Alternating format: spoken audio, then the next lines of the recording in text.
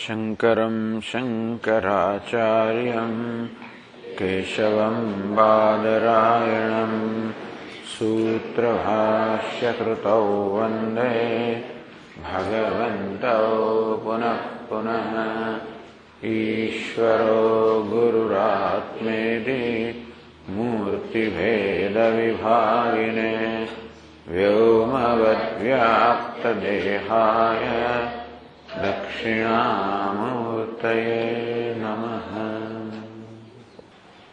આપણને ગ્રંથકાર આ સર્જનની પ્રક્રિયા સમજાવે છે અને સાથે સાથે આ જગતની શું સત્યતા છે એ પણ સમજાવે છે કે ઈશ્વર અને જીવના સર્જનમાં ફેર છે.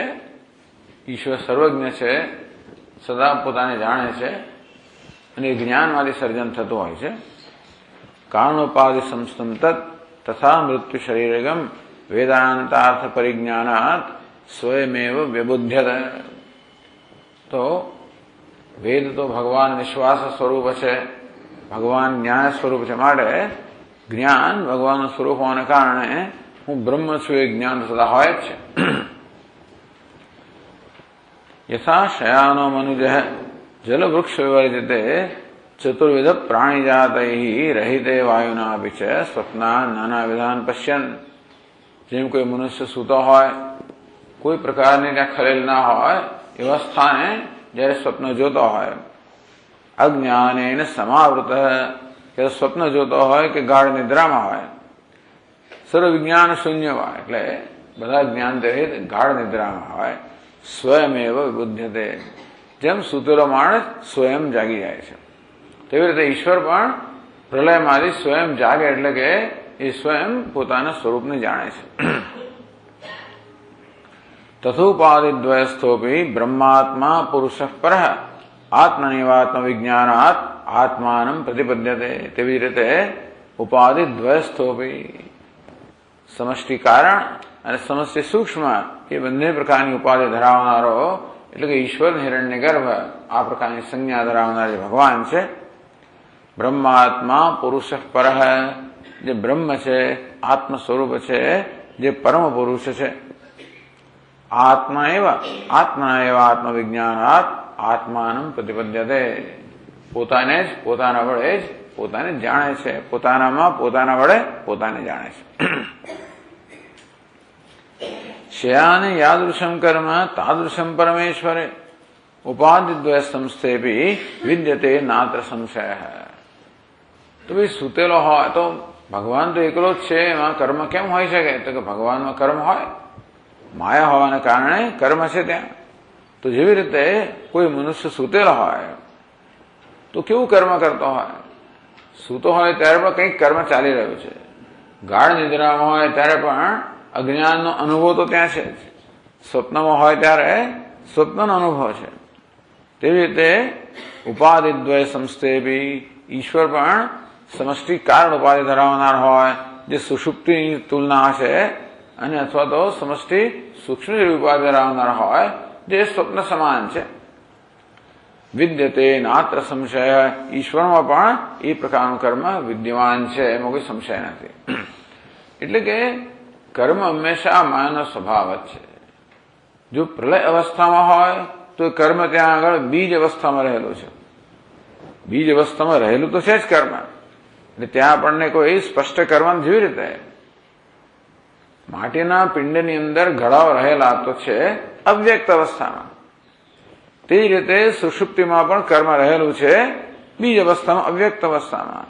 તે જ રીતે પ્રલયમાં પણ માયામાં સૃષ્ટિ રહેલી છે બીજ અવસ્થામાં, અવ્યક્ત અવસ્થામાં, અને એનો અનુભવ થઈ રહ્યો છે, એ પ્રકારનું કર્મ છે.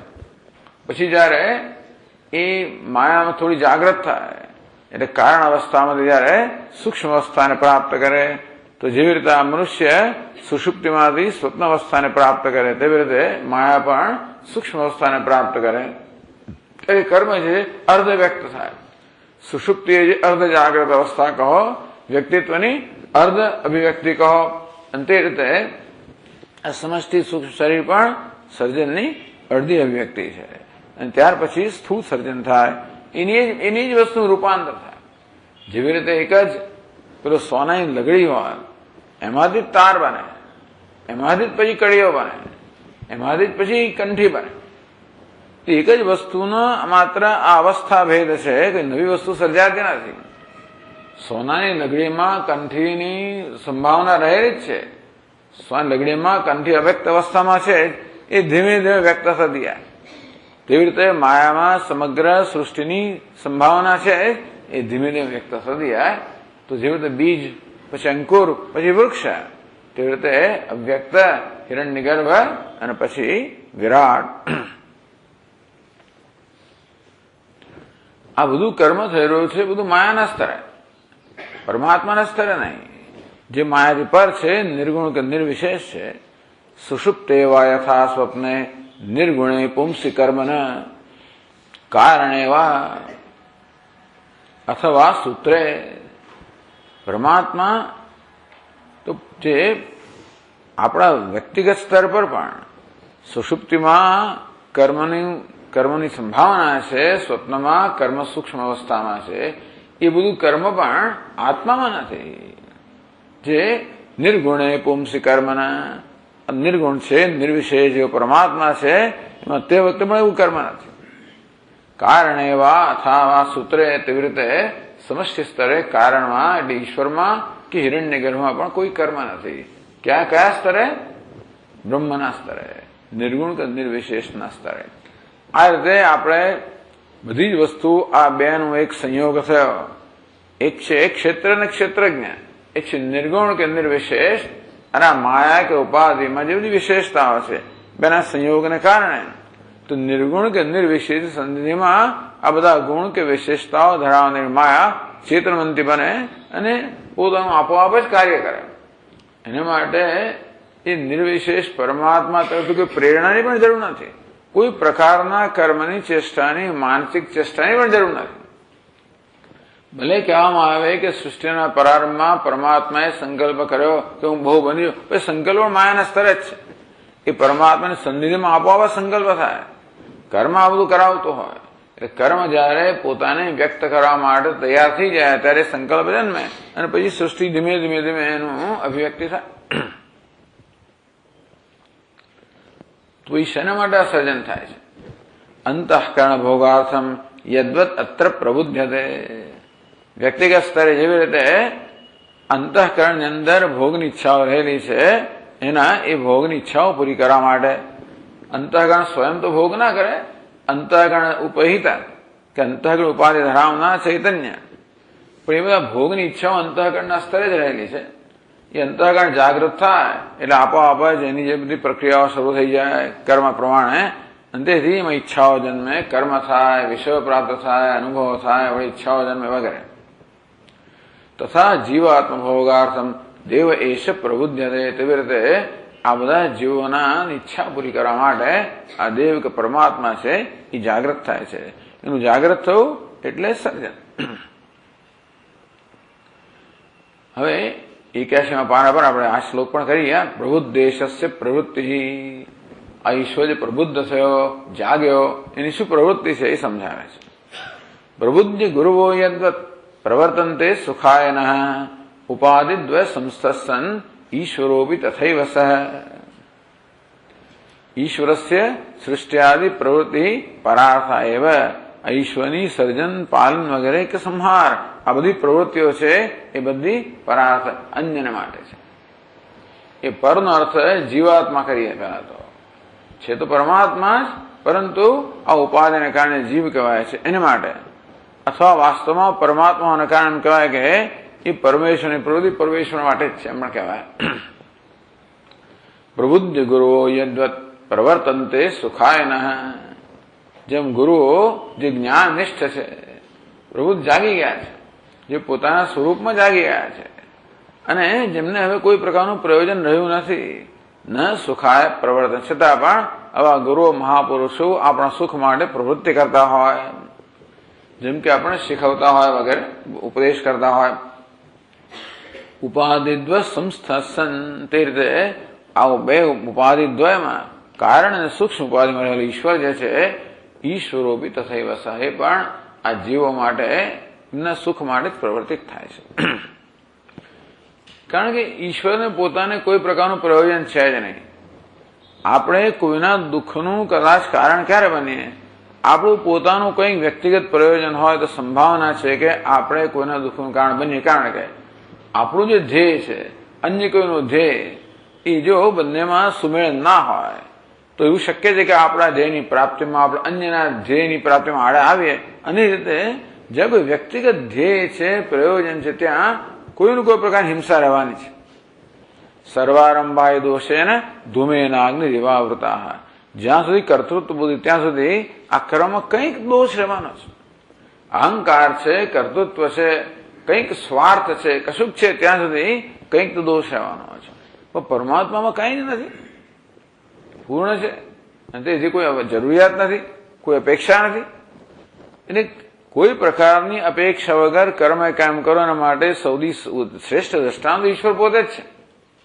ઈશ્વર જે રીતે કર્મ કરી રહ્યો છે આ સૃષ્ટિના રૂપમાં પણ જે આપણે જોઈ શકીએ છીએ, ત્યાંથી આપણે આ પ્રકારનો પાઠ લઈ શકીએ, બોધ લઈ શકીએ. કેવી રીતે નિષ્કામ કર્મ કોને કહેવાય? સર્વ રીતે પોતાને સમર્પિત કરવું કોને કહેવાય? હવે એ તો સ્વભાવથી જ છે. ટૂંકમાં ભગવાન તો પૂર્ણ હોવાને કારણે સ્વભાવ તો આપણે પ્રયત્નપૂર્વક કરવું પડે, તો કોઈ દિવસ એના જેવા થઈએ, પૂર્ણતા પ્રાપ્ત કરીએ. તો આ રીતે ઉપાધિદ્વય સંસ્થન ઈશ્વરોપી તથૈવ સ. ઈશ્વર પણ જે કંઈ કરતો હોય એ વાસ્તવમાં જીવના સુખ માટે જ કરતો હોય. કારણ કે ઈશ્વરને પોતાને કોઈ જરૂરિયાત નથી, અપેક્ષા નથી. અને તેથી જે થતું હોય હંમેશા અન્યને અપેક્ષા પૂરી કરવા માટે થતું હોય. એટલે શંકરાચાર્ય મહારાજ સમજાવ્યું, સત્યમ જ્ઞાન અનંતમ બ્રહ્મ સો કામ હતા. આ ભગવાને સૃષ્ટિના પ્રારંભમાં કામના કરી. આ કામના કેવી હશે? તો કે સચ્ચિદાનંદ, આ સત્ય જ્ઞાન આનંદ ભગવાનનું સ્વરૂપ છે, એને અનુરૂપ જ કામના છે. એ કામના પણ સત્ય સ્વરૂપ જ છે, એ કામનું પણ જ્ઞાન સ્વરૂપ છે, એ પણ અનંત સ્વરૂપ છે. એટલા જ માટે સમગ્ર જગતના કલ્યાણ માટેનું જે સર્જન છે એમાં બીજો કોઈ પ્રયોજન નથી. તો હવે આગળ કહે છે, યદિ એવમ કથમ તર્હિ દેહ કારાગ્રહેષુ જીવાન પાતયતિ. જો ભગવાન બધા જીવોના કલ્યાણ માટે કે જીવોના સુખ માટે સર્જન કરતો હોય તો પહેલું તો આ જીવોને બધાના દેહના કારાગારમાં, આ દેહરૂપી જેલમાં કેમ નાખતો હશે? ભાઈ, દેહ કારાગારેષુ જીવાન કથમ પાતયતિ. શામળ ફેંકે છે અંદર? સંસારમાં શું કામ ફેંકતો હશે? ભાઈ, ઉત્પન્ન કર્યા ત્યારે આપણને સંસારમાં શું કામ ફેંક્યા? આ દેહ આપણને આપવો એટલે દેહની અંદર અહમભાવ સાથે જ જન્મવો. અને આ દેહમાં અહમભાવને કારણે અહંકાર જન્મ્યો, મમકાર, રાગ, દ્વેષ, અનેક પ્રકારની બધી મુશ્કેલીઓ જન્મી. આવું શું કામ કરતો હશે? ભાઈ, ટૂંકમાં જીવન દુઃખ કેમ છે? પ્રશ્ન એ થયો. જો ભગવાન આપના કહેવા પ્રમાણે ભગવાન આ જીવોના સુખ માટે સૃષ્ટિ કરતો હોય તો આપણે દુઃખ કેમ આપ્યું છે? એ પ્રશ્ન થયો. એટલે શંકા આપે દૃષ્ટાંતેન વારયતિ. આ શંકાનું પણ દૃષ્ટાંતથી નિવારણ કરે છે. આશ્રમાયથી 433માં શ્લોકમાં કહે છે, આશ્રમાન હિ યથા દદ્યુઃ નાના ક્લેશકરાનપી સુખાયૈવ તથૈષોપે દદ્યાદ્દેહેન્દ્રિયાદિકમ.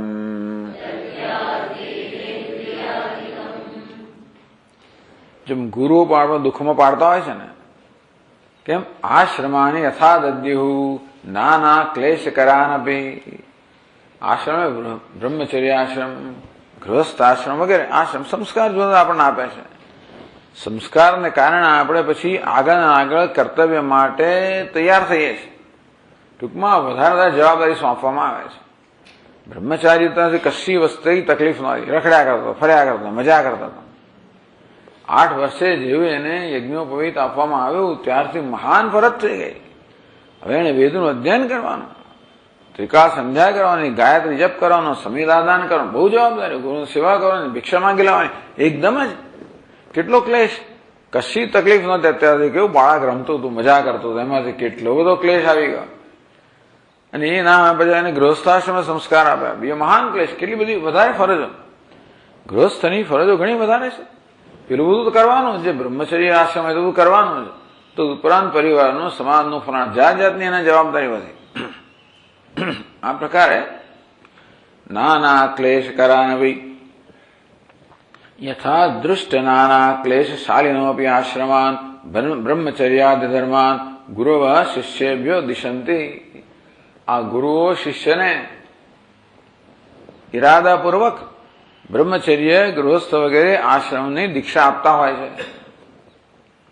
દૃષ્ટ નાના ક્લેશ શાલિન, અનેક પ્રકારના દેખાતા ક્લેશ દેખાય જ છે કે કેટલી તમે ગૃહસ્થાશ્રમમાં આવે એટલે વૈદિક નિયમ પ્રમાણે તમારે રોજ અગ્નિહોત્ર કર્મ કરો. કેટલો ક્લેશ રોજ જે એટલે ધુમાડા તો રોજ ખાવાના જ, અગ્નિ 24 કલાક સાચવવાનો.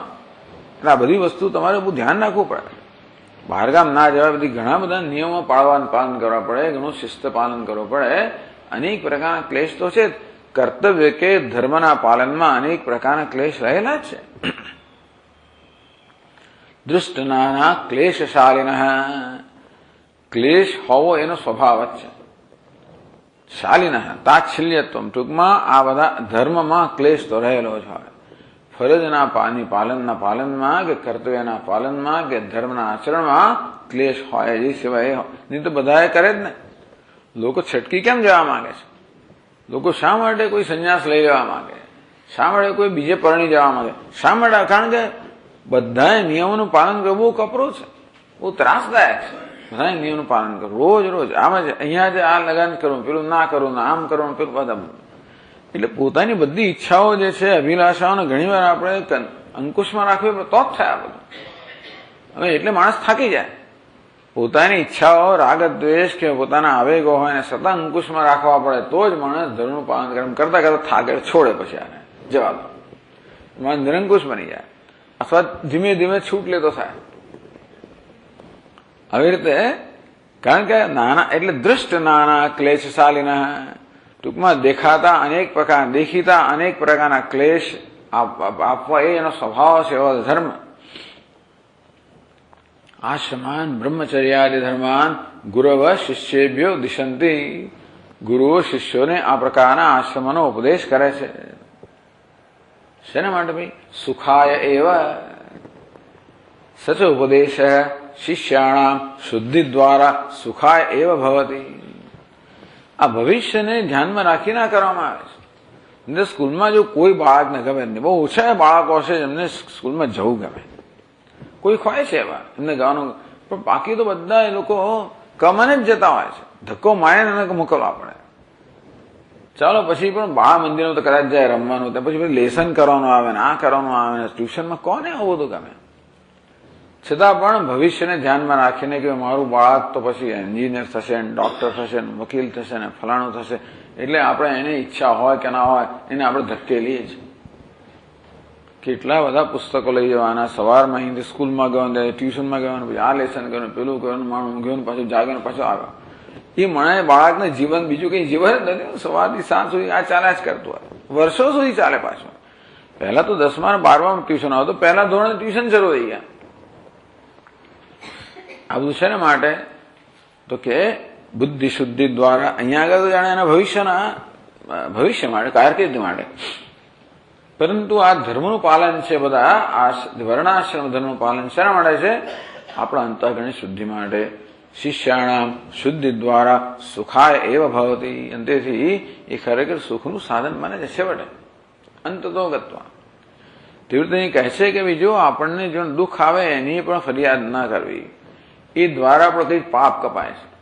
એટલે ટૂંકમાં આપણે સુખ આવે તો બહુ ખુશી ના થવું, કારણ કે આપણા પુણ્ય અંદર ખર્ચાય છે.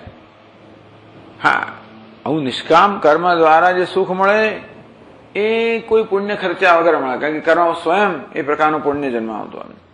પણ વિષયમાંથી સુખ જે મળતું હોય તો એમાં તો પુણ્ય ખર્ચવા પડે છે. એટલે એમાં જાણવું કે આપણા મોંઘી વસ્તુ છે, મફત નથી મળતી. બહુ મુશ્કેલીથી ભેગા સંચિત કરેલા પુણ્ય જે ખર્ચાઈ જતા હોય છે જ્યારે વિષયનું સુખ ભોગવે ત્યારે. અંતઃકરણ શુદ્ધિનું સુખ છે કેવી રીતે મળે? આ પ્રકાર નિષ્કામ કર્મ કરવાથી, બધી તકલીફો વેઠવાથી, પીડા ધર્મની પીડા સહન કરવાથી.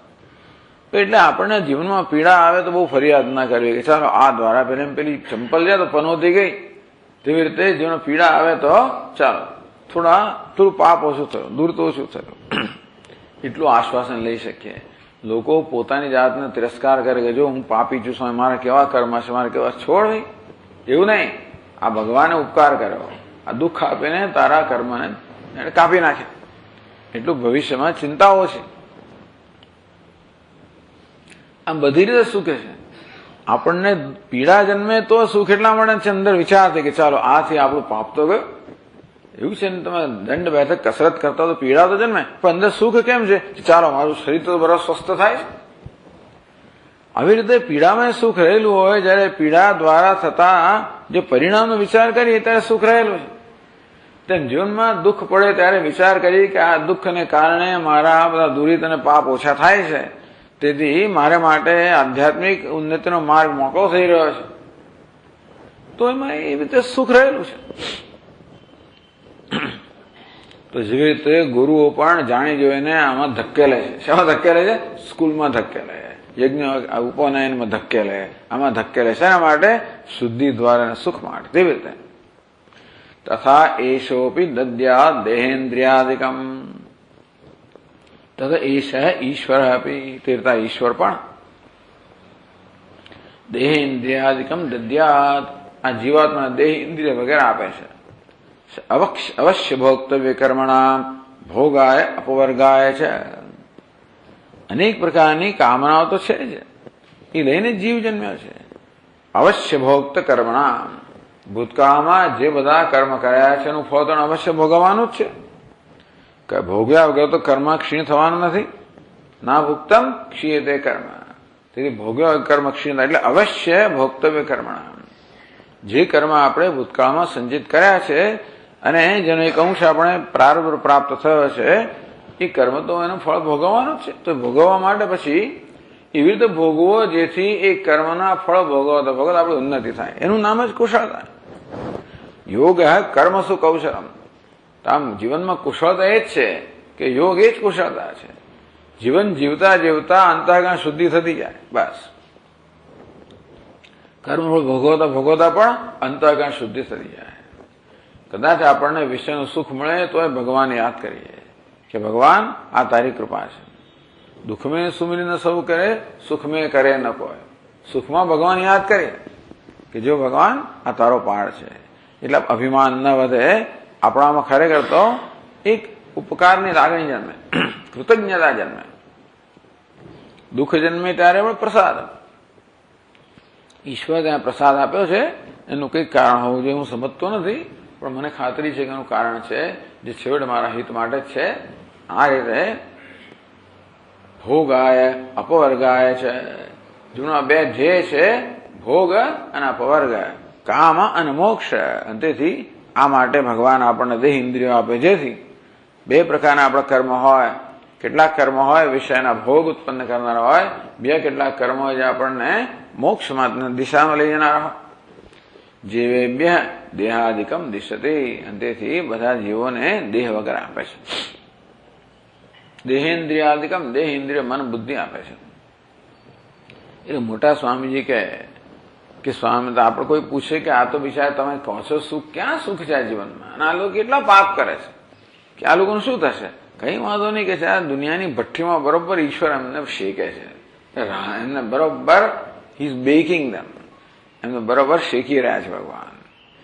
આમ જે પરિપક્વ થશે, કેટલાય જન્મમાંથી આ પસાર થતા થતા છેવટે પરિપક્વ થશે. એટલે ભગવાનની યોજના છે, એને માટે વેપાર 10 જન્મ કશું જ નથી. આપણે એમ કે આખો જન્મ, આમ તો એક જન્મ શું, 200, 500, 200, 500 જન્મમાં ભઠ્ઠીની અંદર શેકાય, બરોબર રંધાય. પેલું જેવી રીતે રીંગણ હોય ને એના આપણે પેલા બરોબર નાખતા હોય તેવી રીતે આ પણ થાય. એમ કરતા કરતા પરિપક્વ થાય અને એ રીતે એની ઉન્નતિ થાય.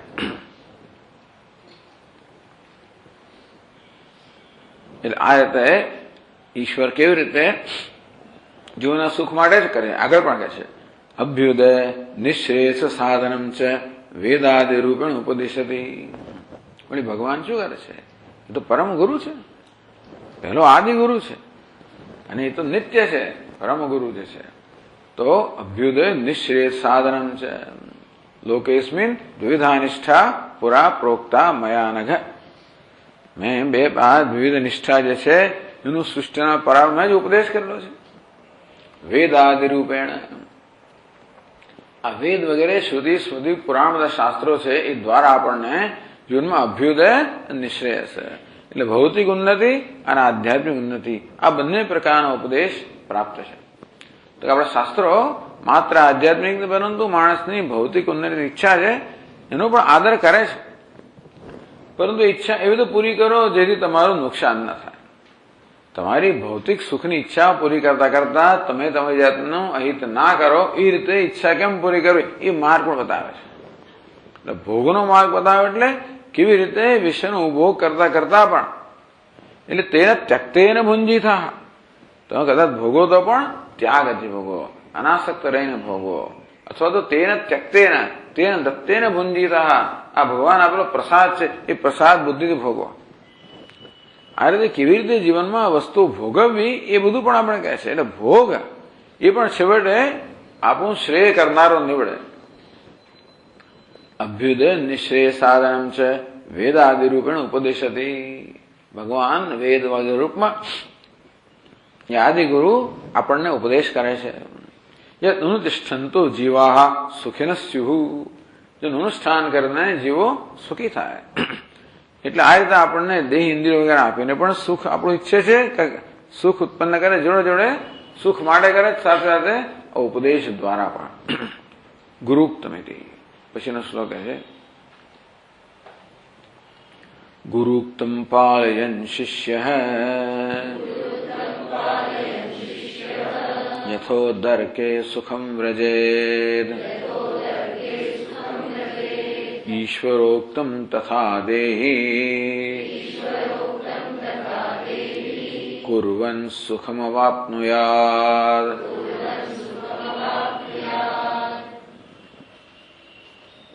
ગુરુક્તમ પાલયન શિષ્ય જેમ ગુરુએ કરેલો ઉપદેશ છે યથાવત અનુતિષ્ઠન પાલયન યથાવત અનુતિષ્ઠન ટૂંકમાં ગુરુએ કરેલો ઉપદેશનું એમને કયા પ્રમાણે આચરણ જે કરે એ શિષ્ય યથા ઉદરકે સુખમ વ્રજેદ. ઉદરક એટલે ઉત્તરકાલ ફલકાલે. અત્યારે કદાચ ગુરુ જે કહે એનું આચરણ કરવું આપણને થોડું કઠણ લાગે, કપરું લાગે કે જરા અણગમો એના પ્રત્યે થાય, છતાં પણ એમના કયા પ્રમાણ પર કરીએ તો એ ભવિષ્યમાં સુખ જન્માવનારું છે. ઉત્તર ફલકાલે આ ટૂંકમાં અત્યારે કંઈક આવી રીતે પીડા કરનારું જે કર્મ છે એ કર્મ પણ ફળ આપશે, ત્યારે સુખરૂપી ફળ આપશે. એટલે કે છે યથા ઉદરકે સુખમ વ્રજેદ.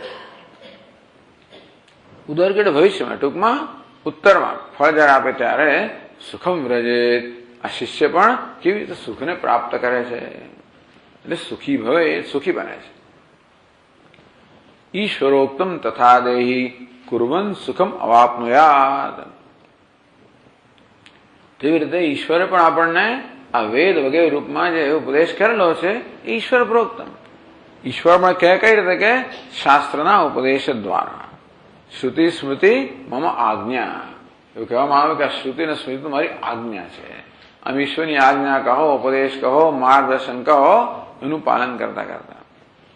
એટલે આ માર્ગદર્શન કેવું છે, જેવી રીતે રસ્તા પર આપણને એક નકશો આપ્યો હોય તેવી રીતે, જેમ નકશો આપણને આપે તો કેવી રીતે આપણું ધ્યેય પ્રાપ્ત કરવું એ પ્રકારનો માર્ગ, તેવી રીતે શાસ્ત્ર આપણને જીવનનો એક નકશો આપે, માર્ગ પણ આપે, ધ્યેય પણ આપણે સમજાવે અને માર્ગ પણ આપે, અને જોડે જોડે આપણને થોડી ચેતવણી પણ આપે કે લાલ લાઈટ આવે તો ઉભા રહેવાનું, એ શિસ્તબદ્ધ રીતે જવાનું. તેવી રીતે ધર્મનું પાલન કરતા કરતા પણ જ્યાં લાલ લાઈટો આવે ત્યાં પછી તમારે તો ગમે તેટલું દોડવું હોય પણ આપણી એ જુસ્સો હોય કે આવેગો એને આપણે કાબુમાં રાખવો પડે. કામ ક્રોધોદ્ભવ વેગમ સંયુક્ત સુખી ન રહે. આમ આપણને ઈચ્છા હોય કે જતો રહું તો પણ ઉભા રહીએ. ક્રોધ જન્મે પેલો આવે છે ને આગળ જલ્દી જતો નથી સ્વામી, લાલ લાઈટ જતી લાલ લાઈટ થઈ. પેલા ઘણા એવા ધીમા ધીમા હોય ને આપણી આગળ કે બધો પેલો 180 સેકન્ડ બધી જતી રહે એમાં. પહેલા તો 75 સેકન્ડ તો પેલા લોકો ઉલટા સુલટા બંધ થાય, પછી શરૂ થાય. એવા ધીમા ધીમા ચાલે ઘણા લોકો કે બધી આપણી સેકન્ડો જતી રહે, આપણે આવી ત્યારે લાલ લાઈટ થાય. ક્રોધ આવે તો પણ આપણે એને કાબુમાં રાખીએ. આવી રીતે કામ ક્રોધ વગેરે કામો રાખતા રાખતા જીવન જીવીએ. ઈશ્વરે આ પ્રકારે ઉપદેશ કરેલો જેથી આપણે આપણા આવેગોને કાબુમાં રાખતા જીવન જીવીએ, ધર્મમાં જીવન જીવીએ તો આપણું કલ્યાણ થાય. તથા દેહી કુર્વન સુખમ અવાપ્નુયાત. તેવી રીતે આ દેહી એટલે કે જીવાત્મા પણ ઈશ્વરે આદેશ જે આપેલો છે શાસ્ત્રના આદેશ અનુસરણ કરતા એ પણ સુખને પ્રાપ્ત કરે છે. ટૂંકમાં ઈશ્વરની પ્રવૃત્તિ શેના માટે છે? પરાર્થા. પરાર્થ એટલે આ જીવના સુખ માટે છે, જીવના ઉપકાર માટે છે. તો સ્વામીજી પહેલા જ આવું કર્યું શું કામ? આ કર્મ સંચિત શું કામ કર્યું? અત્યારે પાપ કર્મ ભૂતકાળમાં કર્યું શું કરવા? અત્યારે પાપ કર્મ જે છે એ બધાને નિવારણ કરવા માટે તમારા પુણ્ય કર્મ એવું કર્યું શું કામ? પહેલે શું કામ? પહેલા શું કામ? પહેલા આની વસ્તુ જ નથી, આ ચાલતું જ આવ્યું છે બધું. એટલે પહેલેથી આવું જ છે.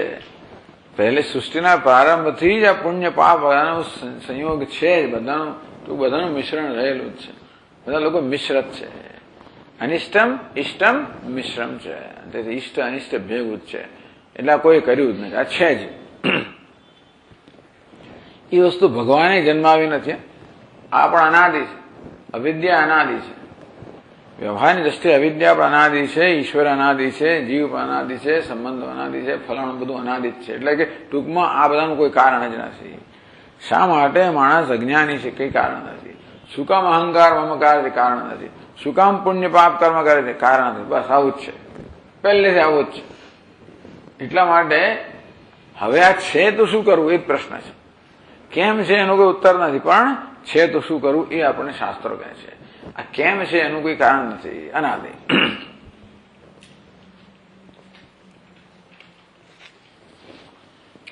તો આ પ્રકારે શા માટે સર્જન કરે છે સમજાયું. આ જીવોના હિત માટે સર્જન છે.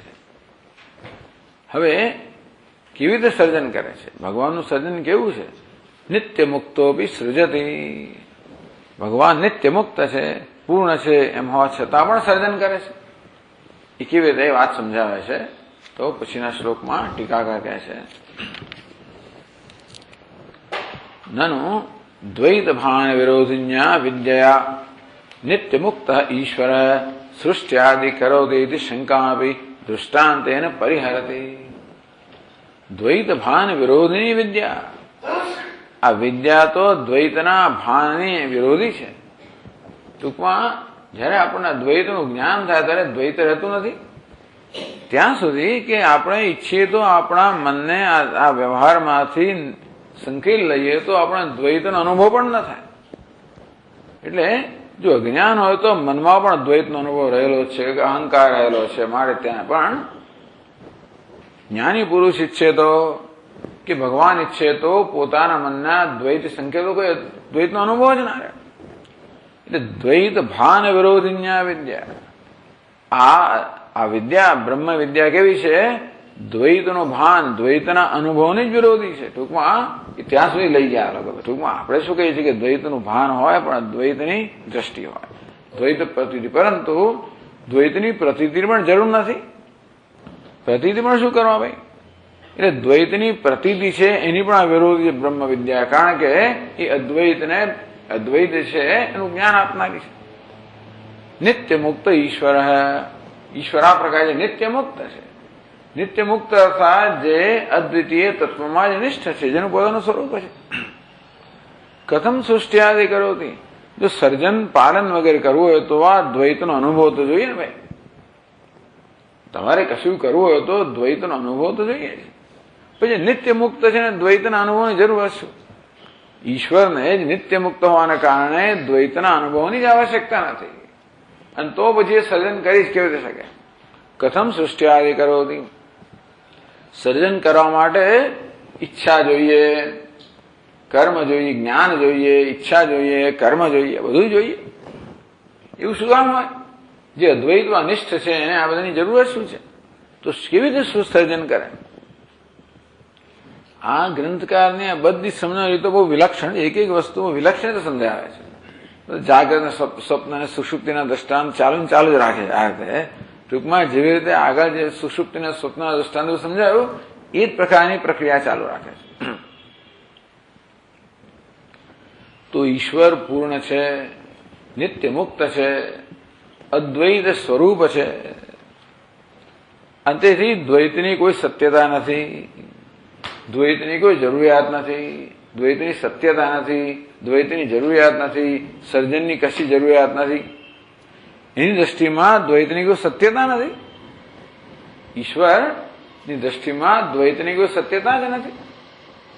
અને એટલે આમ જોવા જઈએ તો સર્જનને માટે જે કારણ હોવા જોઈએ છે નહીં, તો પણ કેમ સર્જન કરે છે? એથી આપી શંકા આપી દૃષ્ટાંતેને પરિહાર, શંકાનો પણ આ દૃષ્ટાંતથી પરિહાર કરે છે. એક એવ આગળના પાનામાં છેલ્લો શ્લોક. એક એવ શયાનસન્ન બ્રહ્માત્માનં વિદન્નપે પુરુષસૃજતે સ્વપ્ને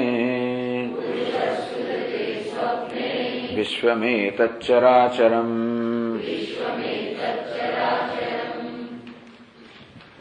દૃષ્ટાંત આપે છે જ્ઞાની પુરુષનો. ઈશ્વરને જ્ઞાની પુરુષની સમાનતા ક્યાં છે? બંને દ્રષ્ટિમાં સમાનતા છે. ઈશ્વરની દ્રષ્ટિમાં એકમેવા દ્વિતીયમ બ્રહ્મ છે, અને જગત કેવું છે? મિથ્યા છે. જ્ઞાની દ્રષ્ટિમાં પણ સર્વમ ખલોઇદમ બ્રહ્મ, આ સર્વ બ્રહ્મ છે એની દ્રષ્ટિમાં પણ. એટલે બધું બાકી બ્રહ્માર્પણમ બ્રહ્મ હવિ બ્રહ્માગ્નો બ્રહ્મણાહુતમ, બધી વસ્તુ એની દ્રષ્ટિમાં બ્રહ્મ જ છે. અને જે કઈ પ્રતીતિ છે એ દ્વૈત કે બધું મિથ્યા છે. એટલા અંશમાં આ જ્ઞાન અને ઈશ્વર સમાન છે. ઉપાધિની દ્રષ્ટિએ નહીં. ઈશ્વર સર્વજ્ઞ સર્વશક્તિમાન છે, જ્ઞાની એવો સર્વજ્ઞ સર્વશક્તિમાન નથી. પણ ઈશ્વરની જેવી દ્રષ્ટિ છે એ જ દ્રષ્ટિ જ્ઞાનીમાં છે, અને એ જ પર્યાપ્ત છે. એથી આગળ કઈ જરૂર નથી. બે કશાની જરૂર હોત તો જુદી વાત છે. સ્વામી તમે આ બધામાં કેમ રસ ચમત્કારો જરૂર હોત તો બરોબર છે. જરૂર છે નહીં છે માત્ર આ દ્રષ્ટિની જ, બીજા કશાની જરૂર નથી. અને તો માથાકૂટ શું કામ કરવી? જેની જરૂર હોય જ કરો. એટલા માટે ટૂંકમાં આ જ્ઞાની પુરુષ આ અંશમાં ઈશ્વર સાથે સમાનતા ધરાવે છે, અને બીજા કોઈ અંશ એને પડીએ નથી. ઈશ્વર સર્વજ્ઞ તો ભલે ને ભાઈ, આપણને ઈશ્વરની ઈચ્છા કોઈને આવે ક્યારે આવે? આપણી જાતનો સ્વીકાર ન હોય ત્યારે. હું આપણને બીજાને જોઈને તકલીફ કેમ થતી હોય છે? જે આપણી જાતનો સ્વીકાર નથી ત્યાં. પણ એને જ્ઞાન કહેવાય, પોતાનો સંપૂર્ણ સ્વીકાર છે. આત્મની વા આત્મના તુષ્ટ, જે સ્વયં પોતે સંતુષ્ટ છે એને બધી વસ્તુ આનંદ આપનારી. બીજે ક્યાંય પણ જોવે ને કોઈ સિદ્ધિઓ એને આનંદ આપે કે કેવું સરસ, આ ભગવાનની રચના કેવી છે. અને છેવટો તો આત્મા જ છે ને, પેલો માણસ કે જુદો ઓછો છે. અને તે કારણથી એને કોઈ વસ્તુ આ પ્રકારે અસંતોષ કે એવું જન્માવતી જ નથી. અને એટલે હંમેશા એ તો આનંદમાં જ છે. તો આવા જ્ઞાની પુરુષ દૃષ્ટાંત આપે છે. એક એવ શયાનસન બ્રહ્માત્માનં વિદન્નપી, બ્રહ્માત્માનં વિદન્નપી. એક એવ, આ માણસ કેટલો એક જ છે, અનેક નથી. સ્વપ્નમાં ભલે અનેકતા હોય, પણ વાસ્તવમાં કેવી છે? એકતા જ છે. ઈશ્વર પણ એક છે, જ્ઞાની પુરુષ પણ એક છે. શયાન, ઈશ્વરનું આ સર્જન છે ને એ પણ સ્વપ્ન સમાન છે. એટલા જ માટે જ્ઞાની પુરુષના સ્વપ્ન સાથે આ ઈશ્વરની સૃષ્ટિની તુલના કરે છે. કારણ કે આ સર્જન શું છે? માયા કહો કે સમષ્ટિ મન કહો, એની કલ્પના છે. આપણું સ્વપ્ન જે છે વ્યક્તિગત મનની કલ્પના હોય, તો આ વ્યવહારિક શું છે?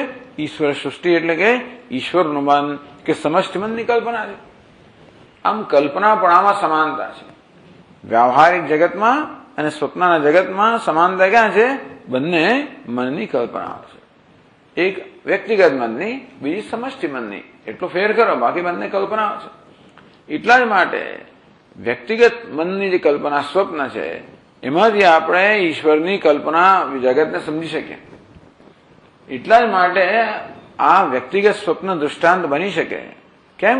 કારણ કે તત્વની દ્રષ્ટિએ જોવા જઈએ કે સત્યત્વની દ્રષ્ટિએ જોવા જઈએ તો આ સ્વપ્ન અને વ્યવહારિક જગત, પ્રાતિભાષિક સત્તા અને વ્યવહારિક સત્તા બંને મિથ્યા જ છે, બંને કલ્પના જ છે, બંને અધ્યારોપ જ છે. એ દ્રષ્ટિએ સમાન છે.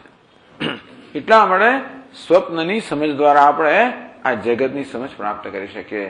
તો સ્વપ્નના સર્જન દ્વારા આપણે આ જગતના સર્જનની સમજ પ્રાપ્ત કરી શકીએ. એટલા જ માટે સ્વપ્ન, કોનું સ્વપ્ન? જ્ઞાની પુરુષનું સ્વપ્ન. પેલા અજ્ઞાનીનું સ્વપ્ન નહીં, જ્ઞાનીનું સ્વપ્ન. કે જ્ઞાની અને ઈશ્વરમાં એ સમાનતા છે, એની દ્રષ્ટિમાં સમાનતા છે. એટલા માટે યથા એક એવ શયાન બ્રહ્માત્માનમ વિદન્નપી બ્રહ્મવિદપી, જે આત્માને બ્રહ્મરૂપે જાણે છે અને જે જ્ઞાનમાં નિષ્ઠ છે.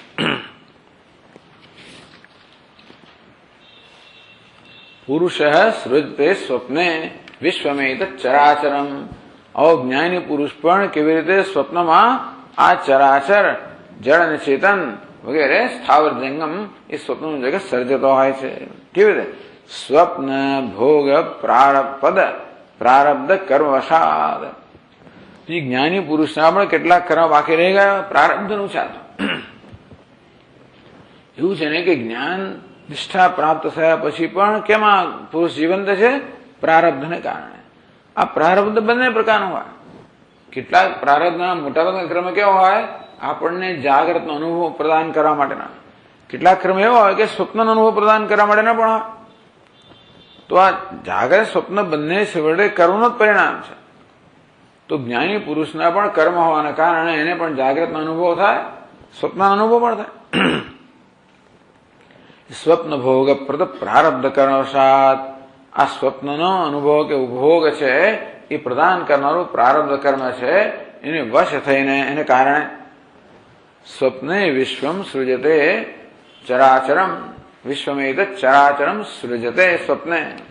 સ્વપ્નમાં આ જ્ઞાની પુરુષ પણ આવું જ જે બીજા બધા સર્જન કરતા એવું સર્જન સ્વપ્નમાં કરે છે.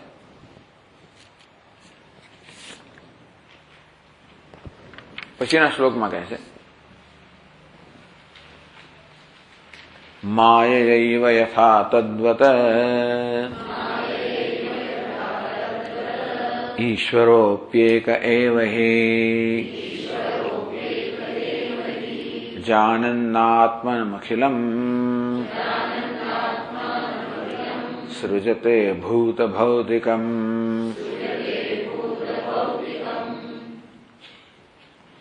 આ માયા એવ યથા એ આગળના શ્લોક સાથે જાય કે જેવી રીતે બ્રહ્મજ્ઞાની પણ પોતાના સ્વપ્નનું સર્જન કરે છે માયાથી, અવિદ્યાથી. માયા એટલે ત્યાં અવિદ્યા નથી પણ માયા તો ખરી. એટલે માયાના જે બે અંશ છે, આવરણ શક્તિ અને વિક્ષેપ શક્તિ. આ જ્ઞાની પુરુષ પણ આવરણ રહેતું નથી. ઈશ્વર મળે પણ આવરણ નથી અને જ્ઞાની પુરુષ મળે આવરણ વિક્ષેપ છે. માયાની વિક્ષેપ શક્તિ આ વ્યવહારિક જગતનું સર્જન ઈશ્વર માટે, તેવી રીતે એ જ માયાની વિક્ષેપ શક્તિ છે એ જ્ઞાની પુરુષ મળે એના સ્વપ્નનું સર્જન કરે. એ રીતે બંને માયાનું સર્જન છે પણ કેવી? માત્ર વિક્ષેપ શક્તિ, આવરણ શક્તિ નહીં.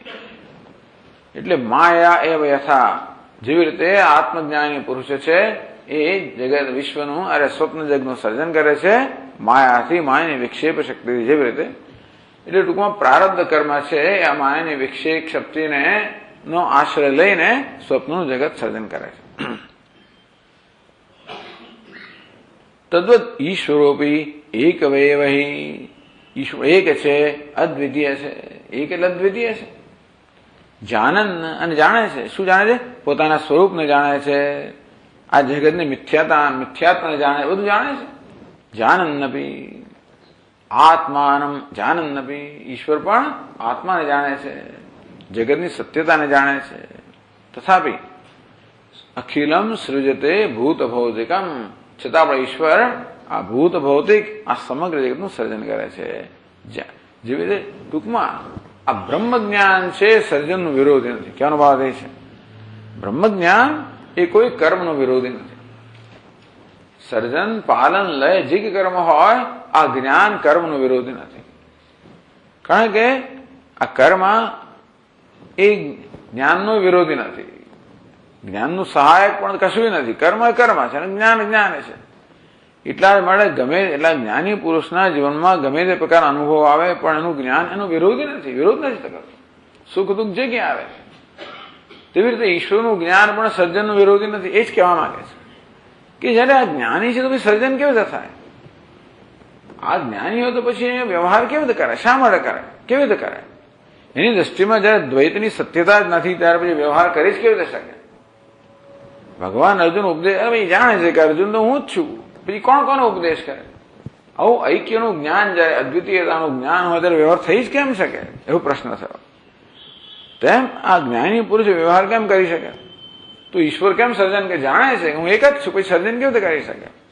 તો એ કહેવામાં કે જેવી રીતે આ જ્ઞાની પુરુષનું અદ્વિતીયતાનું જ્ઞાન એના સ્વપ્નના સર્જનનો વિરોધી નથી. એક એવ શયાન સન્ન બ્રહ્માત્માન વિદન્નપી, એક જ છે, એ જાણે છે કે મારા સિવાય કઈ છે જ નહીં, અને હું બ્રહ્મ છું, આત્મા છું, સર્વ બ્રહ્મ છે, એ જાણે છે. છતાં આપણા પ્રારબ્ધ કર્મ છે કેવી રીતે સ્વપ્નનું સર્જન કરે છે. જેવી રીતે આ બધા પ્રારબ્ધ કર્મો આ જગતનું સર્જન કરે છે. ઈશ્વર પણ સ્વપ્ન જોઈ રહ્યો છે. કેવું સ્વપ્ન? આ જગત રૂપી સ્વપ્ન. એ તો આવાંસ્તુ વિશેષ. આ જ્ઞાની પુરુષના સ્વપ્નના સર્જનમાં ઈશ્વરના વ્યાવહારિક સર્જનમાં આટલો ફેર છે. શું ફેર છે? બ્રહ્મવિદ સૃષ્ટિ પ્રવૃત્તૌ સ્વયંકૃત પૂર્વાણી કર્માણી પ્રયોજકાની ઈશ્વરસ્ય તો જીવ સંબંધીની એવ ઇતિ દ્વયો અર્થ. બ્રહ્મવિદ, આ બ્રહ્મજ્ઞાની જે છે એ જયારે સ્વપ્નનું સર્જન કરે ત્યારે સૃષ્ટિ પ્રવૃત્તો, એના સ્વપ્નના સર્જનની પ્રવૃત્તિમાં કોણ જવાબદાર છે? સ્વયંકૃત પૂર્વાણી કર્માણી, પોતે જ પહેલા કરેલા કર્મ. જ્ઞાની પુરુષના કિસ્સામાં પોતે જ પહેલા કરેલા કર્મ જે અત્યારે પ્રારબ્ધના રૂપમાં છે એ આ સ્વપ્નના સર્જન માટે જવાબદાર છે. પણ ઈશ્વર તો કર્મ કરેલા નથી એટલે હું શું ભેદ છે?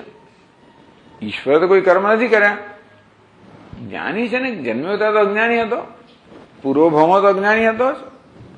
અંતેથી અજ્ઞાન અવસ્થામાં જયારે કર્મ કરતા કર્તૃત્વ બુદ્ધિ હતી એટલા જ માટે કર્મનું ફળ ભોગવવું પડે છે. એમાંનું જે પ્રારબ્ધ કર્મ છે અત્યારે ભોગવી રહ્યો છે. એટલે આ સ્વપ્નનું સર્જન થાય છે એનું કારણ કયું છે? પ્રારબ્ધ કર્મ. જાગ્રતમાં અનુભવ જે થાય છે એ પણ પ્રારબ્ધ કર્મને કારણે જ થાય છે. તેમ સ્વપ્નનું સર્જન પણ પ્રારબ્ધ કર્મને કારણે થાય છે. એટલે જ્ઞાન અવસ્થામાં પોતે કરેલા જે કર્મ, હવે જે કર્મ કર્યું કોઈ ફળ નથી. આગામી કર્મ જે થઈ રહ્યા છે ક્રિયમાણ એનું કોઈ ફળ નથી, કારણ કે કર્તૃત્વ બુદ્ધિ નથી. નૈવ કિંચિત કરો, કઈ કરતો નથી. અંતેથી ગત સંગસ્ય મુક્તસ્ય જ્ઞાનાવસ્થિત ચેતસ યજ્ઞાયાચરત કર્મ સમગ્રમ પ્રવિલીયતે. એ તો જે હવે તે જ્ઞાન અવસ્થિત ચેતસ, જ્ઞાનમાં જેનું ચિત્ત નિષ્ઠ છે એના કર્મ તો થતા સાથે જ દૂર થઈ જાય છે. એટલે હવે નવું કોઈ બંધન, નવું કોઈ કર્મફળ ઉત્પન્ન થતું નથી. થઈ ગયા તો થઈ ગયા છે. તેથી સ્વયંગત પૂર્વાણી કર્માણી પ્રયોજકાની, પોતે કરેલા કર્મ છે એ સ્વપ્નના પ્રયોજક છે. ઈશ્વરસ્ય તો જીવ સંબંધીની એવા. તો ઈશ્વર પોતે કર્મ ક્યાં થાય? એને કઈ વસ્તુ આ જગતના સર્જનનો જવાબદાર છે? જીવોએ કરેલા કર્મ.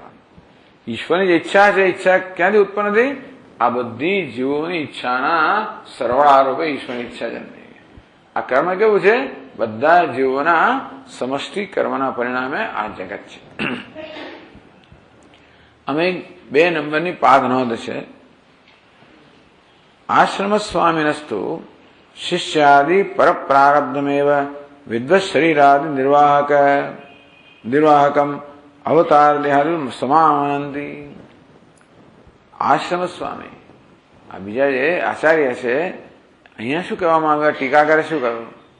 આ ટીકાકાર કહે છે કે આ જ્ઞાની પુરુષ જે કર્મ કરે છે અથવા જે અનુભવ કરે છે જાગ્રત સ્વપ્નમાં, એ પણ પોતે પૂર્વમાં કરેલા કર્મના પરિણામે.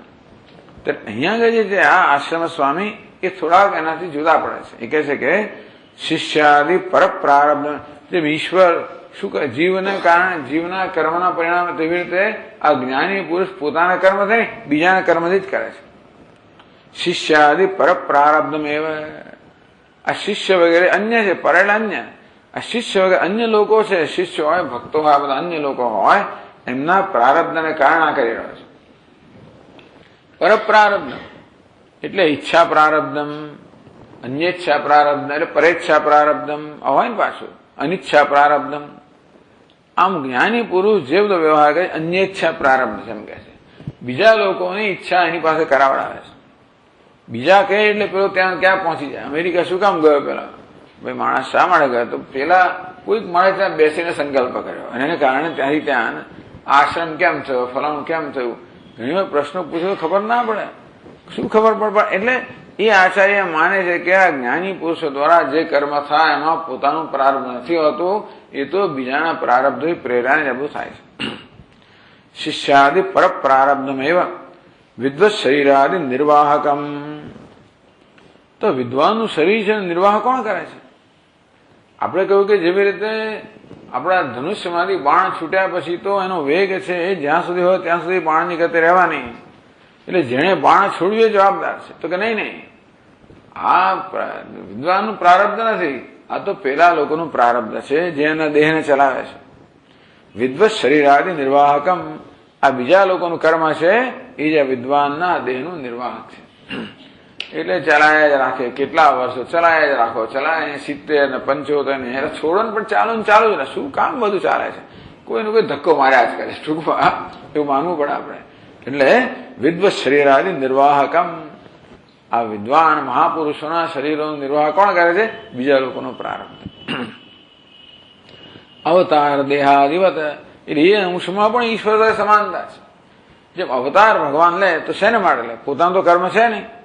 પરિત્રાણાય સાધુનામ વિનાશાય દુષ્કૃતામ ધર્મ સંસ્થાપનાર્થાય. કેટલા લોકો પેલો કે ભગવાન મને આપના જેવો પુત્ર જોઈએ, એટલે એને ઈચ્છા કરી. એટલે આ કપિલ મુનિ જે છે એમના પિતા ઈચ્છા કરી, કરદમ ઋષિએ. ભગવાન કહ્યું તારે શું જોઈએ? તો કે આપના સમાન પુત્ર. આપના સમાન લાવે ક્યાંથી? ભગવાન કે મારા સમાન ક્યાંથી? એટલે હું તારો પુત્ર બની છું. એટલે એમ કરીને પોતાની જાતને આપી દીધી. પણ આ બધું શેને મળે? પેલાની ઈચ્છા પૂરી કરવા માટે. આ રીતે અવતાર દેહાદિવત, અવતારનો દેહ છે એને ચલાવનાર કોણ છે? આ ભક્તો વગેરેની ઈચ્છાઓ છે તે છે. સમાનંદી, આ પ્રકારે સમાધાન કરે છે. એ કહે છે કે આ અંશમાં પણ જ્ઞાની પુરુષ અને ઈશ્વરમાં સમાનતા છે. તો જુઓ, તત્ર મમ સ્વપ્ને એવમ અનુભવાત ઈશ્વરેપી એવમ અવગચ્છન્તુ ઇતિ ઉપદેશ ઉપયોગાય. તો આ જ્ઞાની પુરુષ ઉપદેશ આપે, ઈશ્વરનું સ્વરૂપ કેવું હશે, કે ઈશ્વરનું તાત્પર્ય કેવું હશે, ઈરાદો કેવો હશે, એનો સ્વભાવ કેવો હશે, એ જ્ઞાની પુરુષ જાણે ક્યાંથી? પોતાના અનુભવ પરથી. પોતાના અનુભવ પરથી જ્ઞાની ઈશ્વરના પણ એની પણ ઈચ્છા જે છે કે એનું ઈરાદાનું પણ અનુમાન કરી શકે. મમ સ્વપ્ન એવમ અનુભવા, આ મારા સ્વપ્નમાં આ પ્રકારનો અનુભવ થાય છે, માટે ઈશ્વરે બી એવમ અગચ્છન્તુ, ઈશ્વર આ પ્રકારનું થવું જોઈએ. ઇતિ ઉપદેશ ઉપયોગાય, આ જ્ઞાની પુરુષના અનુભવ શેના માટે છે? ઈશ્વરના અનુભવનો ઉપદેશ કરી શકાય, એ બધું ઉપયોગી થાય. કારણ કે એમાંથી તારણ કાઢી શકે કે મને આવું થાય એટલે ભગવાન આવું જ કરતો હશે. તદીય સ્વપ્નો આપી પર પ્રારબ્ધ હેતુ કદી જ્ઞેયમ, તે રીતે એનું સ્વપ્ન છે ને, પેલા લોકો ઉપદેશ જોઈએ છે ને, પેલા લોકોને શિષ્યોને ઉપદેશ જોઈએ છે. એ ઉપદેશ કરવા માટે એમની પાસે સામગ્રી તો હોવી જોઈએ ને. તો કઈ સામગ્રી? આ ભગવાન કેવો છે સમજાવવું કેવી રીતે? તો કે મને જેવા અનુભવ થાય છે એ પરથી ભગવાન કેવો છે એનું તારણ કાઢી શકે અને શિષ્યોને સમજાવી શકે. તો શિષ્યો ઈશ્વરને સમજવા માંગે છે એ આવે જ્ઞાની પુરુષમાં પ્રેરણા કરે, જેથી આ સ્વપ્નનું પણ એનો અનુભવ થાય. ઇતિ જ્ઞેય, આ પ્રકારે આવું સમાધાન કરે છે. તથા જ્ઞેશયો હોય વિવક્ષિતો વિશેષો નિત્યાનિત્ય મુક્તત્વાભ્યામ. અને તો પછી કશું ફેર જ નહીં, તો કે થોડોક ફેર છે ઈશ્વરમાં અને જ્ઞાની પુરુષ. શું ફેર છે? તથા જ્ઞ ઈશયો, જ્ઞ એટલે જ્ઞાની અને ઈશ એટલે ઈશ્વર. વિવક્ષિતો વિશેષ, તો પછી એ બંનેનો તો આ ગ્રંથકાર શું કહે છે? આ તો ટીકાકાર એક રીતે સમજાવે, બીજા ટીકાકાર આ પ્રકારે સમજાવે છે. ગ્રંથકાર જે કહે છે તો ઈશ્વરમાં અને જ્ઞાનમાં વિશેષ શું જે આ, નહીતર તો પછી બે દ્રષ્ટાની જરૂર જ નથી ને. દ્રષ્ટાંત બધા અંશમાં સમાન હોય જ નહીં. દ્રષ્ટાંત દાર્ષ્ટાનો કંઈક તો ભેદ હોય. તો દાર્ષ્ટાન જે ઈશ્વર છે એનામાં અને આ જ્ઞાની પુરુષના દ્રષ્ટામાં વિશેષતા શું છે? તથા જ્ઞેશયો હે વિવક્ષિતો વિશેષ, જે વિશેષ કહેવાની ઈચ્છા ધરાવે છે ગ્રંથકાર એ કેવો છે? નિત્યાનિત્ય મુક્તત્વાભ્યામ. બસ ઈશ્વર નિત્ય મુક્ત છે, આ જ્ઞાની નિત્ય મુક્ત નથી, અનિત્ય મુક્ત. અનિત્ય મુક્ત એટલે કે એ જન્મ્યો ત્યારે બધા હતો અને હવે મુક્ત છે. ઈશ્વર જન્મથી જ મુક્ત છે, એટલો ફેર છે, બાકી બધું સમાન છે. આવી રીતે દિક એટલે શું? એ પ્રકારે દિશા સૂચન કરે છે કે આ પ્રકારે તમે વિચારો. ઉક્તમેવ સ્ફુટયતે. ગ્રંથકાર જે કહ્યું આગળના 2 શ્લોકમાં કે જેવી રીતે આ વિદ્વાન પુરુષ પોતાના સ્વપ્નનું સર્જન કરે છે તે રીતે ઈશ્વર પણ આ જગતનું સર્જન કરે છે, જાણવા છતાં પણ. એટલે વિદ્વાનની વિદ્વત્તા છે એ જેવી રીતે આ સ્વપ્નના સર્જનમાં કોઈ રીતે બાધારૂપ નથી, તે રીતે ઈશ્વર જે જ્ઞાન સ્વરૂપ છે એ પણ આ જગતના સર્જનમાં કોઈ બાધારૂપ નથી. એ સ્પષ્ટ કરે છે અલુપ્ત. પછીના શ્લોકમાં કહે છે અલુપ્ત બ્રહ્મ બોધ સન્ન આપ્ત કામો યથા પુમાન લીલયૈવ ચ સંવીક્ષ્ય સૃજતે શયને સતત એવમેષ જગત્સ્રષ્ટા પ્રાપ્ત કામો વિદન્નપે ઈક્ષિત્વા સકલં વિશ્વં સૃજતે ભૂત ભૌતિકમ.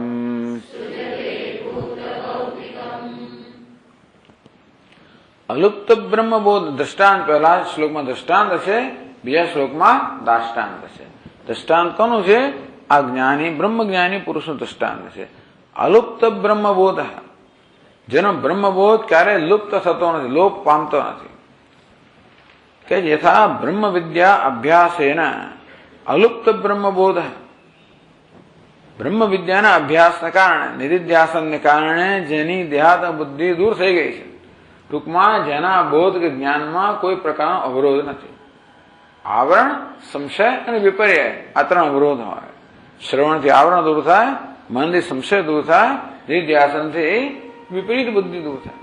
આ પ્રકારે બ્રહ્મ વિદ્યા અભ્યાસેના, આ પુનઃ શ્રવણથી, મનનથી, નિધિધ્યાસનથી, અભ્યાસથી જેણે જ્ઞાન નિષ્ઠા આડે રહેલા બધા પ્રકારના અવરોધ દૂર કરી દીધા છે, અને તેથી જે હવે સ્વાભાવિક રીતે નિષ્ઠ છે, જે પોતાના સ્વરૂપમાં સ્વભાવથી નિષ્ઠ છે, જે સ્વભાવ આવે ત્યાં પછી લુપ્ત થવાનો પ્રશ્ન નથી. એ અગત્યની વસ્તુ. એટલે અલુપ્ત બ્રહ્મબોધ જાણી જોઈને એ બહુ પ્રયોજન, ટૂંકમાં આ એક પ્રયોજન સાથેનો આ શબ્દ વાપર્યો છે કે જેનો બ્રહ્મબોધ ક્યારે એનો લોપ થાય જ નહીં. જાગ્રત અવસ્થા એને યાદ ના રાખો હું બ્રહ્મ છું, એમાં નિષ્ઠ જ છે, સ્વપ્નો પણ ના થાય. આ કહેવાનો હેતુ એ છે અલુપ્ત બ્રહ્મબોધ જેનો બ્રહ્મબોધ જાગ્રતમાં શું બસ સ્વપ્નમાં કશાયમાં લુપ્ત થાય જ નહીં. ટૂંકમાં પોતે બ્રહ્મનિષ્ઠ છે, એ બ્રહ્મ સ્વરૂપ જે છે એ તો રહેતું જ હોય છે. એટલે અલુપ્ત બ્રહ્મબોધ સન આપ્ત કામ તસ્માદ બ્રહ્મવિત્વાદેવ આત્મકા આપ્ત કામ. આ બ્રહ્મ જ્ઞાની હોવાને કારણે જેની બધી કામનાઓ પૂર્ણ થઈ છે. આત્મનેવ આત્મના, બ્રહ્મ જ્ઞાન એટલે શું? આત્માને બ્રહ્મ રૂપે જાણવું, આત્માને પૂર્ણ રૂપે જોવો. જે છે તે જ જવાનું છે, અને એ આત્મા તો પૂર્ણ છે જ, પણ બીજા બધા લોકો એને અપૂર્ણ માને છે, માટે આ આત્માનું રક્ષણ કરતો નથી. પણ જે આત્માને જાણે છે, આત્માનું રક્ષણ કરે છે. અભયમ પ્રતિષ્ઠા વિંદતે, તેથી અભયમાં નિર્ભયતામાં પ્રતિષ્ઠિત છે, નિષ્કામતામાં પ્રતિષ્ઠિત. આ કામમાં બધી ભય વગેરેનો જ અભિવ્યક્તિ હોય છે. તેથી બ્રહ્મવિત્વાદેવ નિષ્કામશ્ચ વિદ્વાન પુરુષ. તેથી આ વિદ્વાન પુરુષ કેવો છે? જેને કોઈ વ્યક્તિગત કામના કે પ્રયોજન નથી.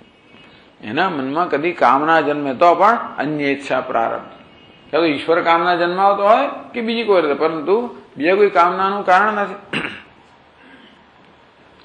બ્રહ્મવિત્વાદેવ નિષ્કામસ્ય વિદ્વાન પુરુષ લીલયા એવ સંવીક્ષ્ય સૃજતે શયને સતત. શયને એટલે સ્વપ્ન રૂપે શયને, સ્વપ્નમાં સંવીક્ષ્ય એ પણ વીક્ષણ કરે છે. કેવું વીક્ષણ કરે છે? સમ્યક આલોચ્ય, એ પણ આલોચન કરે છે. ટૂંકમાં એટલે લીલા માત્ર કે લીલયા એવ લીલા માત્રેણ અનાયાસેન. ટૂંકમાં જ્ઞાની પુરુષનું જે સ્વપ્નનું સર્જન છે કોઈ આયાસ નથી.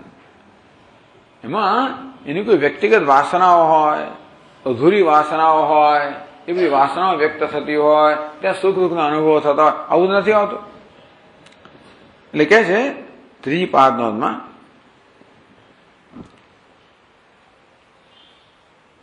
જાગરે સમ્યક દૃષ્ટસ્યૈવ સંસ્કાર દ્વારા સ્વાપ્ન વસ્તુ હેતુતયા વિદ્વાનપી જાગૃતિ યત સમ્યક આલોચિતવાન તદેવ સ્વપ્ને પશ્યન્ન તત્સષ્ટા ઉચ્યતે દ્રષ્ટવ્યમ. જાગરે સમ્યક દૃષ્ટસ્યૈવ. તો જાગ્રત અવસ્થામાં આપણે જે સારી રીતે જોયેલું છે, સામાન્ય માણસો માટે પણ આ સ્વપ્નનું સર્જન કેમ થાય છે? જાગ્રત અવસ્થામાં જે આપણને સ્પષ્ટ અનુભવ થયા હોય, જેના સંસ્કાર આપણામાં અંકિત થયા હોય, એ સંસ્કારો સ્વપ્ન જગત માટે જવાબદાર હોય છે. તો જાગરે સમ્યક દૃષ્ટસ્યૈવ. જાગ્રત અવસ્થામાં જે આપણે સારી રીતે જોયું છે સંસ્કાર દ્વારા, એના સંસ્કાર મનમાં હોય. સ્વાપ્ન વસ્તુ હેતુ થયા. તો સ્વાપ્ન વસ્તુ હેતુ થયા. તો કઈ વસ્તુ સ્વપ્નનો હેતુ બને? જાગ્રત અવસ્થામાં જે વસ્તુ સારી રીતે જોયેલી છે એ વસ્તુ સ્વપ્નનું સર્જન કરે. અહીંયા વાક્ય રચના જોવા જેવી છે. સ્વપ્નનું સર્જન કોણ કરે છે? જાગ્રતના પદાર્થો. જાગ્રતના પદાર્થો સ્વપ્નનું સર્જન કઈ રીતે?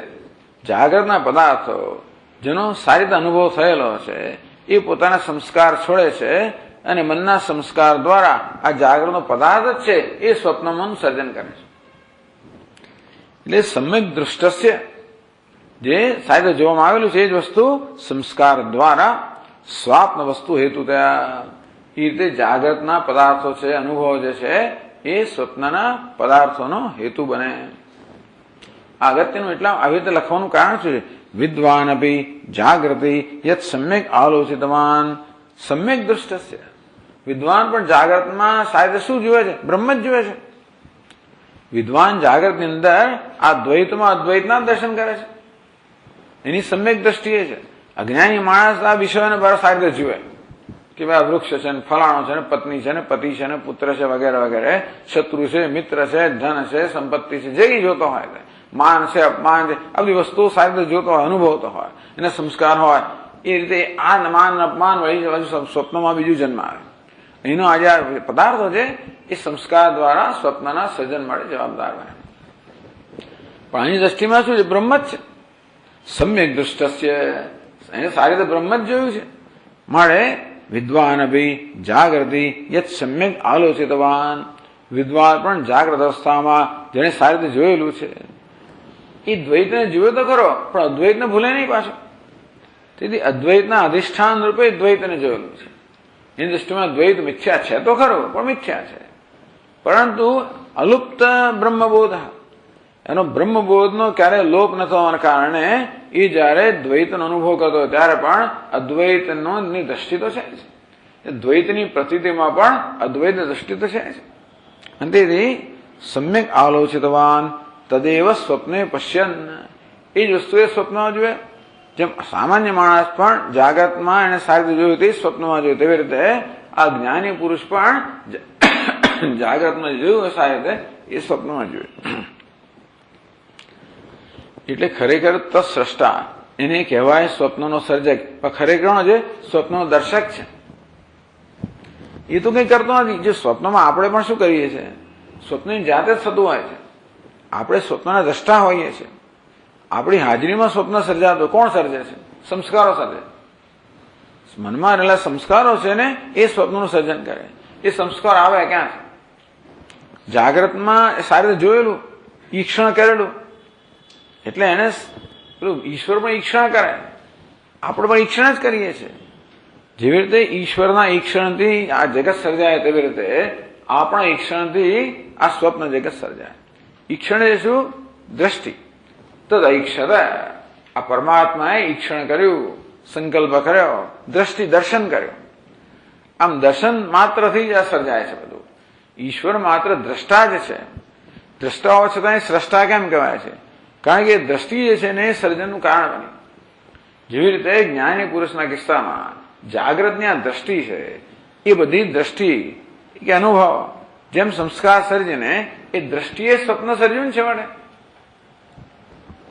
જાગ્રતના પદાર્થો સ્વપ્નમાં પ્રગટ થાય એક અથવા બીજે રૂપે એ પદાર્થોનું દર્શન થયું જાગ્રતમાં સારી રીતે એ દર્શને સંસ્કાર ઉત્પન્ન કર્યા એ સંસ્કારે સ્વપ્ન જગત સર્જ્યું એટલે ખરે સર્જન કરનાર કોણ છે ખબર છે આ દર્શન પદાર્થો ખરા પદાર્થો સર્જન કરે સ્વપ્નનું પણ એમાં જે સ્વપ્નનું દર્શન કરનાર છે એનો ભાગ્ય કેટલો દર્શન કરવું તે પદાર્થો આ જ્ઞાની પુરુષ કોઈ પણ પુરુષ પદાર્થોનો અનુભવ કરે કે દર્શન કરે એ દ્વારા એના મનો સંસ્કાર ઉત્પન્ન કરીને સ્વપ્નનું સર્જન કરે સ્વપ્નનું સર્જન કરવામાં નિમિત્ત કારણ કયું છે આ જાગ્રતના પદાર્થો જે સારી રીતે જોવાયેલા છે અને આ સ્વપ્નનો અનુભવ કરનારનો રોલ કેટલો એનો ફાળો કેટલો એના જાગ્રતના પદાર્થો જોયા અને સ્વપ્નના જીવે છે આ અનુભવ છે ને પેલું અનુભવ છે એટલા માટે જોવું કે ઈક્ષણ જે છે એ ખરેખર સર્જન કરનાર છે આ એ રીતે બતાવે છે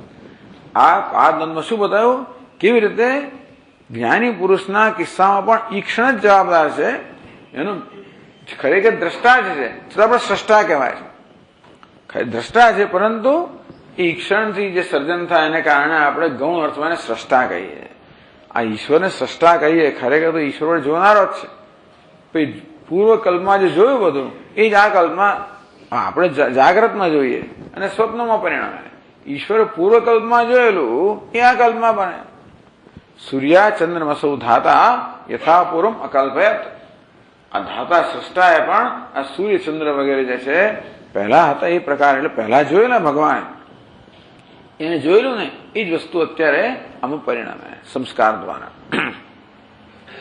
એટલે સ્વપ્ને પશ્યન તત્સષ્ટા ઉચ્યતે જાગ્રતમાં પણ જોયું હતું સ્વપ્નમાં પણ જોઈ જ રહ્યો છે આમ ખરેખર પશ્યન જોનારો જ છે છતાં આપણે સષ્ટા કહીએ છીએ આપણે તેવી રીતે ઈશ્વરને સષ્ટા ઈશસ્ય તું આલોચના ઈક્ષતિ અધિકરણાદવ કૃત સોવત્તિ વિસ્તરા ઈશ્વર આલોચન કરે છે તદૈક્ષત સો કામાયત વગેરેમાં ઈશ્વર આલોચન કરે એ બધું ઈક્ષતે હે આ ત્યાં આગળ બ્રહ્મસૂત્રનું 5મું સૂત્ર એમાં કહેવામાં આવ્યું ઈક્ષણ એટલે શું કહે છે ખરેખર વેદાંત શું કહે છે કે સર્જન કરનાર ચેતન છે જળ નથી પ્રકૃતિ નથી પરમાત્મા છે વગેરે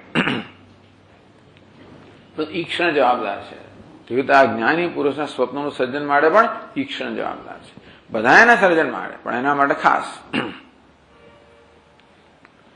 એટલે કહ્યું કે શયને સ્વપ્ન રૂપે સંવીક્ષ્ય સમ્યક આલોચ્ય લીલા માત્રેણ અનાયાસેન ટૂંકમાં સ્વપ્નનું સર્જન કરવામાં સ્વપ્નના સર્જકને કોઈ આયાસ નથી એની હાજરીમાં જ બધું સ્વપ્નનું સર્જન થાય છે આપણી હાજરીમાં જ પણ કારણ કે જાગ્રતના અનુભવો મનમાં એના સંસ્કાર એ સંસ્કાર આપોઆપ જ સ્વપ્નનું સર્જન કરે એમાં આપણે શું કરવાનું કંઈ કરવાનું હોતું નથી આપણે તો જાગ્રતમાં જોયું અને સ્વપ્નમાં જોઈ રહ્યા છે એનું રૂપાંતર સ્વપ્ન જે જોવાનું જ આપણું તો કામ છે અને સ્વપ્નના જે પદાર્થો સર્જાય બધા અનાયાસ છે લીલા માત્ર માયાથી કહો લીલાથી કહો કોઈ પ્રયત્ન વગર સર્જાતા હોય છે તો જેવી સમ્યક આલોચ્ય લીલા માત્રેણ અનાયાસેન રથાદીન સૃજતે જેમ બ્રહ્મજ્ઞાની પુરુષ કોઈ આયાસ વગર સ્વપ્નમાં રથ વગેરે પદાર્થોનું સર્જન કરે છે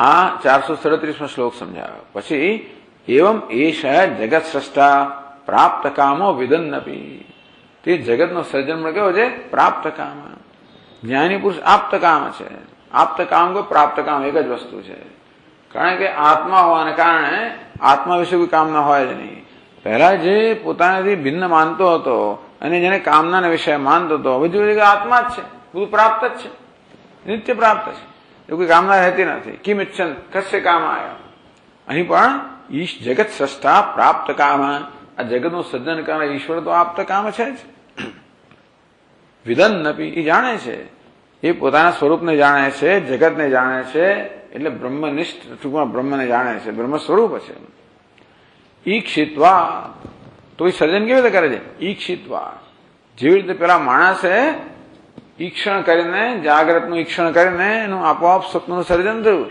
તેમ ઈશ્વર પણ પૂર્વ કલ્પની અંદર જે જગત હતું તે અને અત્યારે આ બધા જીવોના પ્રારબ્ધ કર્મ છે, જે કર્મ છે એ બધાનું ઈક્ષણ કરીને પેલા સંસ્કાર કયા છે?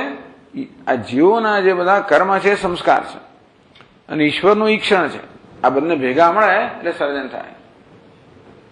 જેમ આપણું જાગ્રતમાં ઈક્ષણ, એને કારણે પેલા સંસ્કાર, એ સ્વપ્નનું સર્જન કરતે વખતે આ બધા જીવોના સંસ્કાર અને ઈશ્વરનું ઈક્ષણ આ ભેગા થઈને આ ઈશ્વરનું સ્વપ્ન કહો કે વ્યવહારિક ઈચ્છણ સ્વસર્જન કરે. ઈક્ષિત્વા સકલમ વિશ્વમ સૃજતે ભૂત ભૌતિકમ. ઈશ્વર પણ આ ભૂત અને ભૌતિક, ભૂત એટલે પંચમહાભૂત, ભૌતિક એટલે આ મહાભૂતોના સંયોગ દ્વારા સર્જાયેલા બધા પદાર્થો આ જગતનું સર્જન કરે છે. કેવી સુંદર રીતે આ સમજાવે છે. આ ગ્રંથકારની બધી રીતો બહુ વિલક્ષણ છે, બહુ બ્રિલિયન્ટ.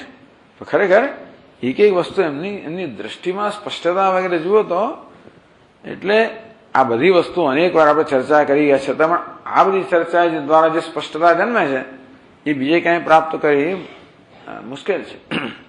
ચાલો પછી આપણે આગળ કરશું. ઓમ પૂર્ણમદ પૂર્ણમિદમ પૂર્ણાત પૂર્ણમુદચ્યતે